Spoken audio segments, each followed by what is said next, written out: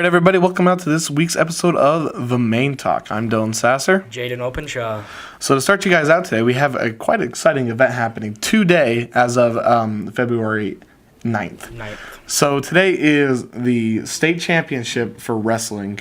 And for those of you who are watching this, you probably already know that Payson is bomb at wrestling. Oh, yeah, they're usually placing top 3 almost every single year in wrestling in state. So, and this year is no different. We got 4 number 1 seeds this year in the state, I believe. I think so. I'm not 100% sure. But, sorry, but we did take second place in the dual state tournament. The dual state tournament? Yeah. Now, we could be wrong on any one of our facts here, so don't quote us on this, but our top wrestlers this year are Wyatt Monroe, Chase Lovelace, Jed Lovelace, and Jacob Etheridge. Yes, I'd say. And those are some of our... I mean, Chase and Jed are 2 of our more consistent wrestlers. They're always ranking in state. Oh, yeah. They're always... Like last year, Chase Lovelace, I believe, set somewhere... Can't quite remember what he set, but he really did set up. Once again, we're not wrestling.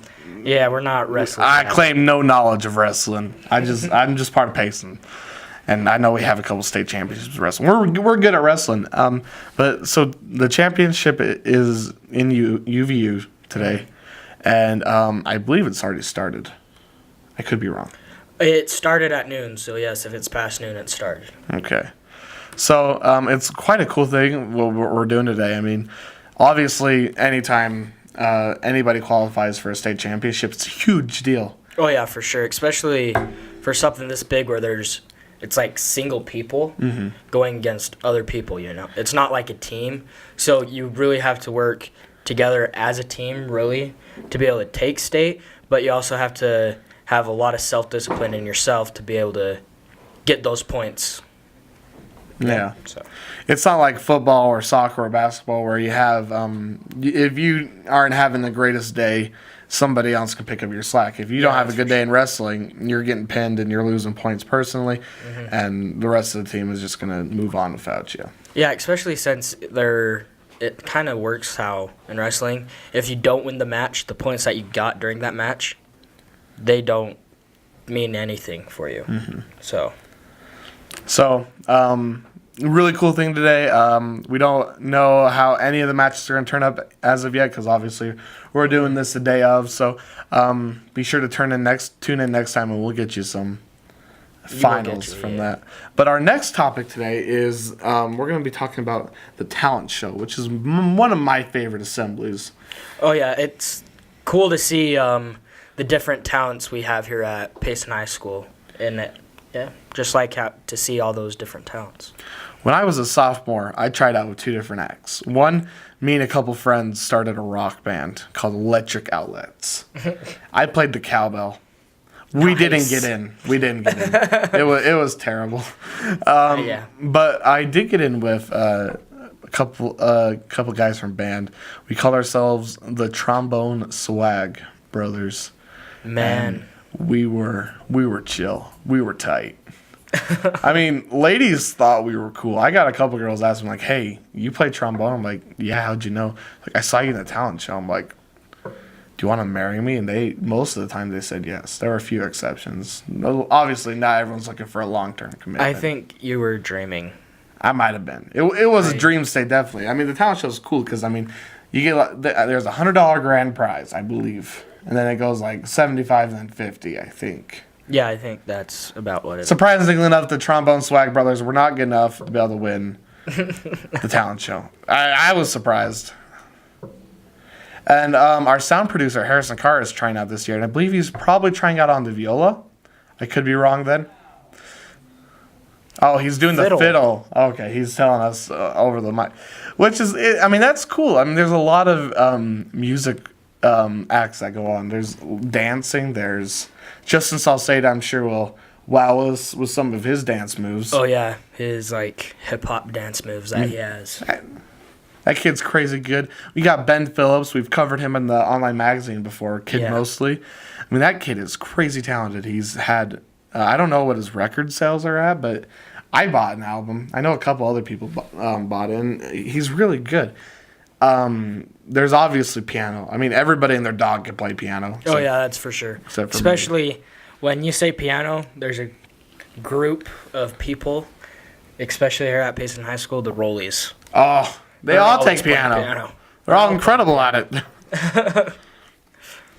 So, but sophomore year, I didn't actually get to go to the assembly junior year, but sophomore year, Emma Harris went on the piano, and she's quite a musician for those of you who don't know her. But among other things, there was juggling that year. There was a balloon animal. Oh, yeah, I remember that one. I got the bow from that thing. That was cool, but someone stole it. There's been Rubik's Cube solving in the past. Did you go to the assembly last year? Yes, Ben Phillips, I think, ended up winning it, I'm pretty sure. And that's where he might not have won, is what I'm... Oh, it was the band, the band drum group line. with the what is it? The winter Gallon drum. Butts. Yeah. Gallon I Buckets. feel like like that kind of group is kind of overpowered in the talent show. Like they practice on those things like 2 hours a day. I mean, that's not fair against like a girl who's making balloon animals just as a hobby. Yeah, well, Ben Phillips from last year, the person who's in charge of Kill Pop Records, the record label that he's signed with, his name is Eli, and he owns an ice cream parlor on Main Street. And the game shop. Yeah, and he was one of the special guest judges there, and he went and talked to him after, and that's when they came up with the deal to sign him. So obviously that's just one of, I'm sure, many success stories that have happened from talent shows in the past. I mean, Ben Phillips has basically got a career set out for him if he chooses, if he gets Especially if he can get out there. Yeah. A lot more. And I mean, he's performed at festivals. He's performed at one down in Vegas, the Rise Festival. and a couple others, I'm sure. Rise Festival, I think, is his biggest accomplishment, apart from Yeah. recording a record, and that's impressive in itself. Yeah, that's for sure. Most people who like to do that don't get that chance to do that. So, we look forward to the talent show this year. I'm kind of excited. Well, good luck to Harrison on his fiddle, and good luck to any other people who are listening or watching who are trying to try out. But our next and the final topic for today is something I'm kind of excited for this one. It's high school dating. Fun.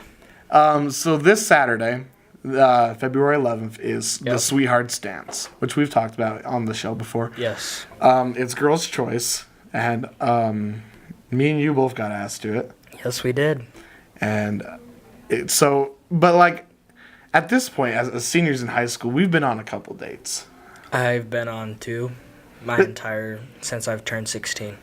Maybe not Jane. Jane might not be the best example of. I was kind of in my own bubble until my senior year. And see, that's understandable. I mean, high school's the time to get out of that bubble. I mean, the chance of you finding your soulmate in high school is next to impossible, I'd say. Actually, it's pretty high. My parents. Ratings are pretty high. My parents got met in high school. Then they got divorced. Oh, man. They were not soulmates.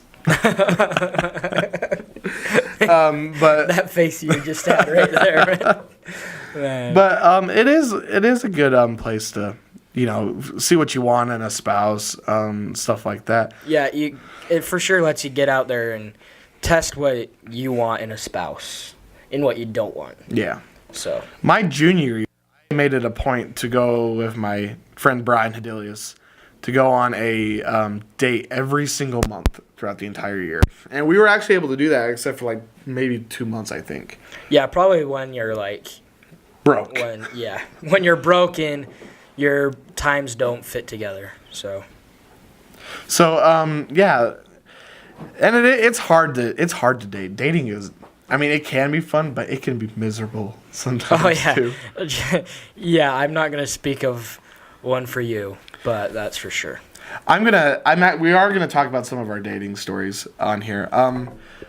So, Jane, what would you say your best date is out of... My best date. Man, well, since I've only been on 2, I really enjoyed the one when we went on like a group date. The 3, me, you, and Brian with some girls. We went to Get Out Games. Oh, that was fun. And Pizza Pie Cafe, and we did some other things, but that was really fun. I enjoyed that date a lot. But it's actually surprising for me because that actually goes down as one of my worst dates. And I had fun on the activity itself. I love Get Out Games. It was a blast. It's in Provo. I would highly recommend it to anybody. # ad, but they didn't pay us to put it on. But # ad, just in case you want to. Yeah, it's a fun place, that's for sure. One of the reason why that was enjoyable, not so enjoyable for me, is because the girl I went with, she was on her phone the entire time, and you saw that. I spent a lot of money on that date, and it hurt me. I was sad. I was legitimately sad, and I was fond of the girl a lot. She's a girl and I'm a guy, and I'm attracted to girls. That's for sure. So fun fact, I did have slight feelings for her in a way, but the fact that she was on her phone the entire time really was negative and kind of set a bad tone for the rest of the day.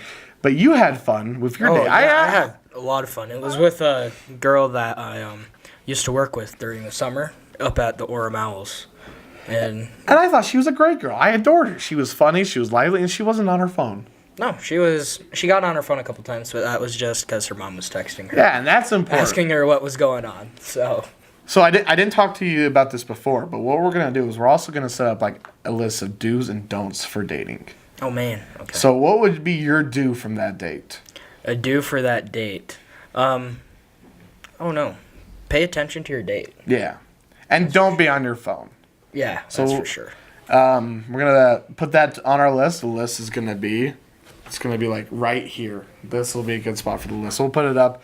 And okay, my favorite date I ever went on. I just got done with my least favorite date. But my favorite date I ever went on had to been, I went and saw Star Wars. And you're a Star Wars. Oh, it was my 3 favorite things. Actually, I have 4 favorite things. I love girls, food, Star Wars, and football. That day, I was able to knock out 3 of those things in one night. That's the way to do it. Yeah. The only other way you could have done that is go to a football game. Yeah. So watching Star Wars like on my phone, which defeats the purpose of the football game. Pretty much, yeah. So I kind of had Who knows? Maybe you go to the movie before the football game and head up, who knows, to BYU football game. There's a date right there. We'll do that someday. So on that day, we went to the mall and saw The Force Awakens. It was during Christmas break. Was it at the Provo Mall? It was at the Provo Mall. Oh, I love that movie theater. It's the most comfortable seats. It's really comfortable. It's a nice. I mean, it's not the best seats there is for movie theaters, but for around here, it for sure is. It's not like IMAX, but like for that's for sure. How close we are, but I think the closest one would probably that is better than that would be up in Lehigh. Yeah, at Thanksgiving Point. Larry H. Miller Megaplex. It was I had a lot of fun. We oh my gosh, I can't even remember where we went out to eat. Goodness. It was just Star Wars, huh? We went and got dinner somewhere. But afterwards we went to McDonald's and got some ice cream, which was pleasant. McDonald's ice cream's good, especially when their ice cream machine works. Yeah, not most of the time. But it was, and I always look back on that date with the fondest of memories, which is a good thing. That's how dating should be. Yeah. Now, since you've been on only 2 dates, soon to be 3, just to clarify that there are women who loves Jaydan out there. He's just. I don't think necessarily love me. Like Jaydan enough to take him on a date and spend money on him. Well, let's hear why you ranked the other date above the.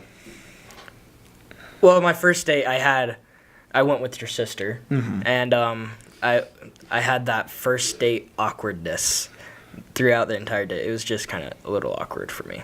So, and I didn't really know your sister that well. Yeah. And like the girl I went with to get out games, her name's Alex. She was see, I already knew her, and it was easy for me to talk to her, so and relate things with her. So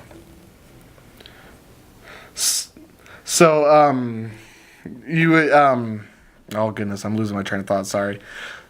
So last year for homecoming, I've gone to 2 homecomings. I've gone to a prom.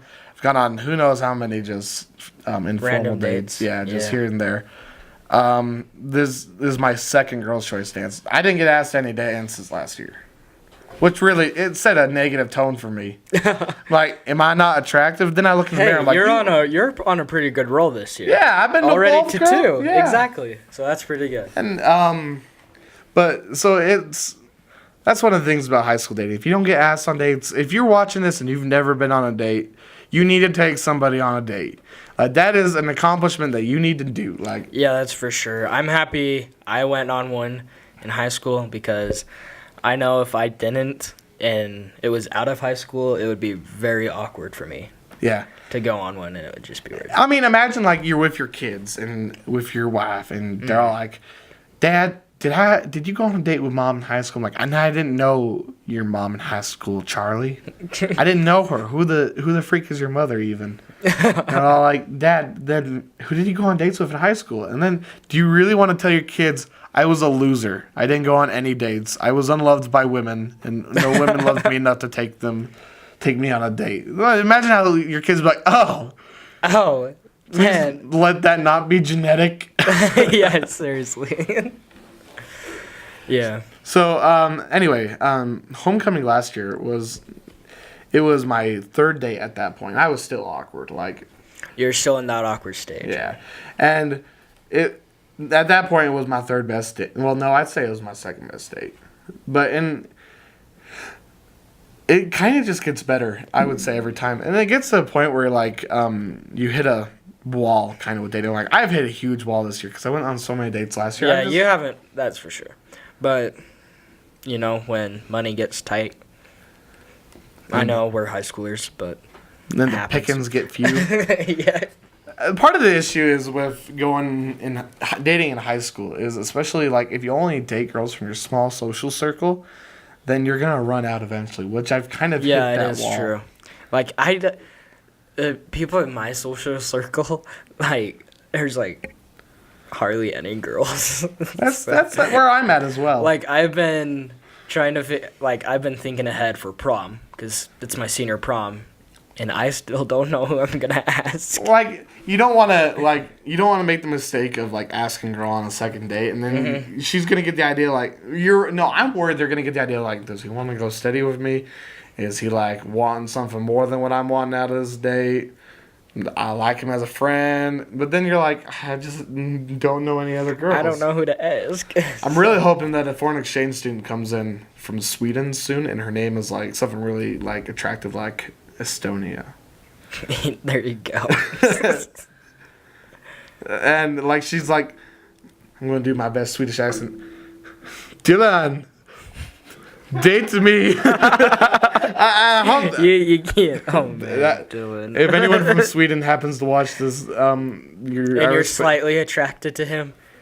I don't know how. comment down below. Yeah, comment down below and we can figure out a way to hook you guys up, I guess. I'll get you a green card. I'll get you whatever you want. Just look me up. Oh man. All right, so we're beginning to slowly run out of time. We actually didn't do very well on our list of do's and don'ts, but I feel like we got the 2 biggest things. Pay attention to them. Don't be on your phone. Like, That's for sure. That's like the biggest thing that can either make it so the date is good for the other person or really bad for the other person. So now our sound director just included one. Don't infringe on boundaries, and I'm going to ask him to clarify that, and I'm going to relay that message to you using either smoke signals or words.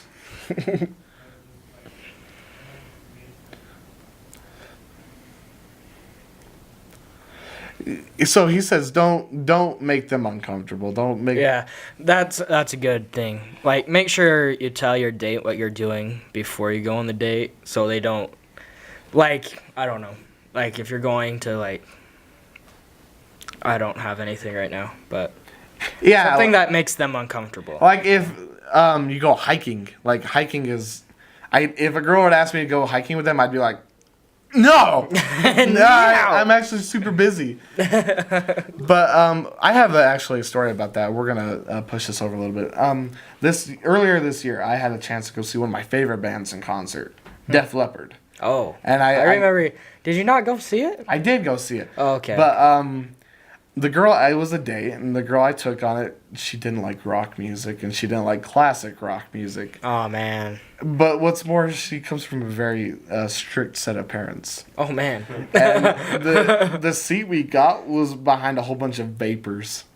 And so all night we got vape blown right in our face. We had beer spilled on us. It was terrible. Like, oh, that's a terrible. She hasn't talked to me since then. So, going right off of what Harrison said, like, do not step on the boundaries. Yeah, make sure they're comfortable with what you're doing. Because I don't know if she got in trouble with her parents, if she was sick for like 6 months because she got vape in her lungs, but I don't know. But I for sure overstepped my boundaries on that date. Yeah, that's for sure. So make sure it's something that you both want to do. Don't go get tattoos on a date. Don't go to don't go to like the McDonald's play area because you like it. Make sure she's into McDonald's play areas. Are you saying something? I like McDonald's players. I like the smell of sweaty children and stinky feet. Oh man. Not in a creepy way. Clarification on that. No creepiness there. But that's a pretty decent list. We're gonna end it there. Be sure to check out our previous episodes. It is up. The last one, our software engineering episode where we had Norman on the show, is up today. Be sure to go check that out. Signing off from all of us here at the Main Street Journal, I'm Dylan Sasser. Jaydan Openshaw. We'll see you next time. Okay.